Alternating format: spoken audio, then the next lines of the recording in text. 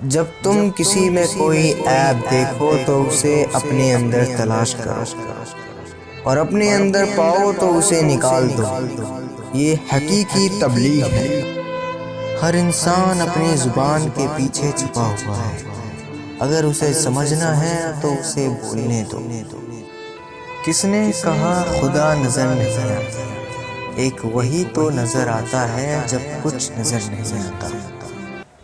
لوگ یہ نہیں جانتے قیامت والے دن ان کے ساتھ کیا ہوگا، لیکن بے شک یہ ضرور جانتے ہیں کہ دوسروں کے ساتھ کیا ہوگا۔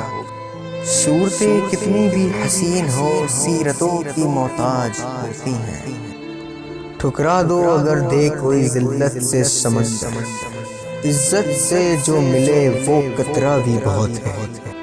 وہ لوگ کسی کے نہیں ہوتے جو دوست اور رشتوں کو لباس کی طرح بدلتے ہیں۔ وہ روح کبھی نہیں مرجھاتی جس کی پیاس قرآن پاک کی تلاوت سے بجھتی ہو۔